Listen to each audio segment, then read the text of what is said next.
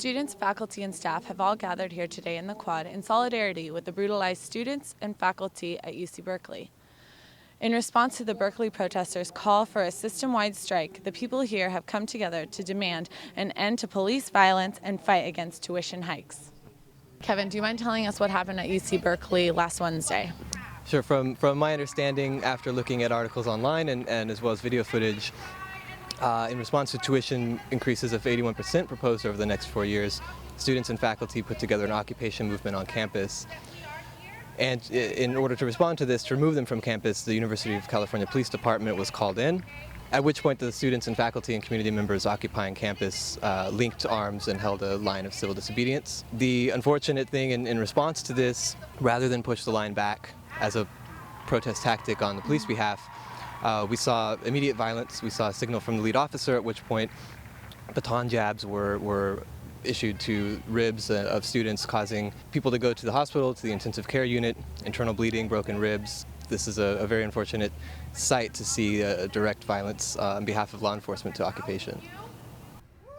I am vehemently, morally opposed to the defunding of public education, but more than that, I am vehemently, morally opposed to the idea of calling in the police to break up peaceful student protests.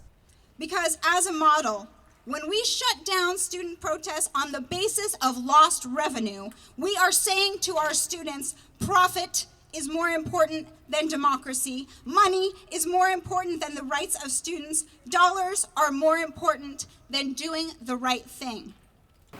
The message I want to send to the students is that anybody can get involved. Even if you feel totally unpolitical, even if you've never done anything like this before, the smallest little step can be a hugely courageous act. And right now we have people up there on the podium who are just shaking. They're so nervous to talk to a crowd of this size that their bravery is going to be contagious. And as a teacher, my commitment is first and foremost to my students. And I feel strongly that we have an ethical responsibility to let them know that they have a right to express dissent.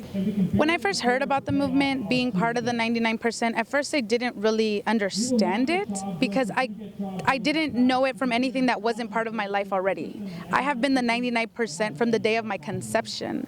I honestly, in my heart of heart, believe that this movement occurred because now there's a larger Anglo community that is part of the 99%. The colored community has been 99% from day one, historically, currently, and unfortunately, the way things are looking, in the future, we will continue to be the 99%. To what extent would you go to see change happen with this whole movement? Oh, there's only some things you can say on camera. I've certainly been arrested once on this campus as part of a protest at Marac Hall.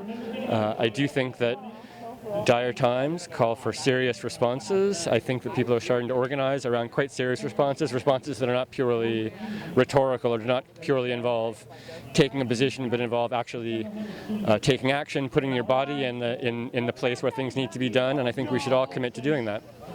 What could they do? Well, how many students go to school here altogether?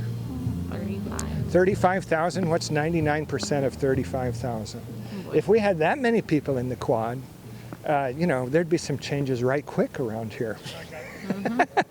And, at the Oakland General Strike, there were 100,000 people in the street, according to the San Francisco Chronicle. And, when you have 100,000 people in the street, you can shut down the Port of Oakland without even being militant. There was no question of police violence. What were they going to do to 100,000 people?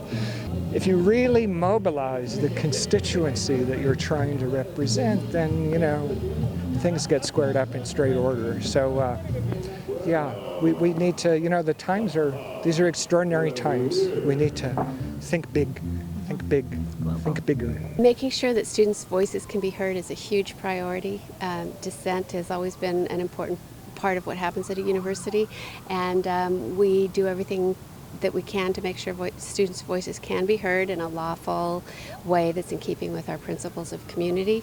At the same time, students who need to study, students who want to go to class, we need to make sure that happens.